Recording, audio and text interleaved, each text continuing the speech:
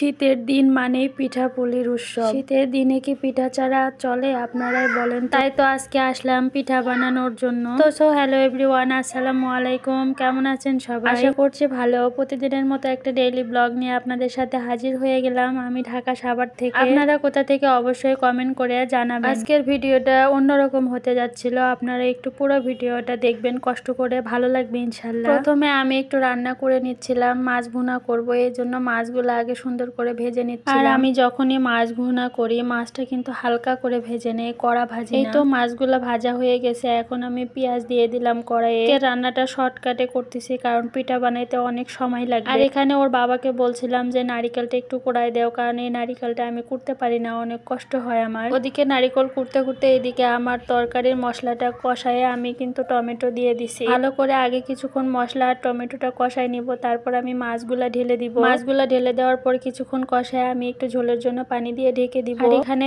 পিঠার ভিতরের পুরটা বানানোর জন্য নারিকেলটা আমি সিদ্ধ দিয়ে দিচ্ছিলাম। এখানে খেজুরের গুড়টা নিয়ে আসছে ওর বাবা, আমি বলতেছিলাম এটা ভেঙে দাও, আমি তো এটা ভাঙতে পারবো না কারণ অনেক শক্ত। শীতের দিনে কিন্তু খেজুরের গুড় দিয়ে পিঠা খাইতে অনেক ভালো লাগে। আপনারা একটু বলেন তো আমি কি পিঠা বানাচ্ছিলাম আজকে, বলতে পারেন কিনা আপনারা। আমার ছেলে মেয়ে আজকে পিঠা খাওয়ার জন্য বলতেছিল, এই জন্য আজকে পিঠা বানানোর জন্য আমরা চলে আসছি এখানে। যাই হোক, খেজুরের গুড়ের কালারটা দেখেন, দেখেই তো খাইতে ইচ্ছা করতেছিল।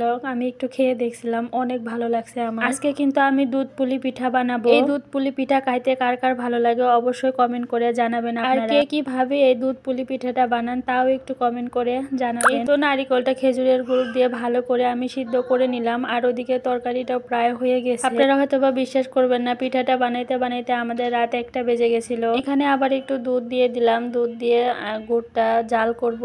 তরকারিটাও হয়ে গেছে অলরেডি, দেখেন তরকারির কালারটা কি সুন্দর আসছে। আর পেঁয়াজ দিয়ে টমেটো দিয়ে মাছ ভুনা করলে কিন্তু অনেক ভালো লাগে। এখানে আমি পিঠা বানানোর প্রসেসটা করতেছিলাম, কারণ তাড়াহুড়োর মধ্যে সবটুকু আপনাদের সাথে শেয়ার করতে পারি না, কারণ রাত অনেক বেজে গিয়েছিল আমাদের পিঠা বানাইতে বানাইতে। আমি এখানে একটা রুটি বানাই, তারপর ছোট ছোট করে কেটে নিয়ে তার উপর ভিতরে নারিকেলের পুর দিয়ে সুন্দর করে পিঠা বানাই। আপনারা এই পিঠাটা দুধের মধ্যে না ভিজিয়ে ভেজেও খাইতে পারেন, ভেজা খাইলেও অনেক ভালো লাগে। পিঠা বানাতে বানাতে এদিকে দুধ বলক এসে গেছে, আমি খেজুরের গুড়টা ঢেলে দিব। দেখেন আমি কিন্তু এখানে কয়েকটা পিঠা অলরেডি বানাইও নিচ্ছি, আর এই তো গুড়গুলা এখন দুধের মধ্যে ঢেলে দিলাম। অনেক সময় দেখা যায় গরম দুধের মধ্যে গুড় দিলে কিন্তু দুধটা ফেটে যায়, তো আজকে আমার দুধটা ওইরকমই ছিল, ফেটে যায় নাই কারণ গুড়টা অনেক ভালো ছিল।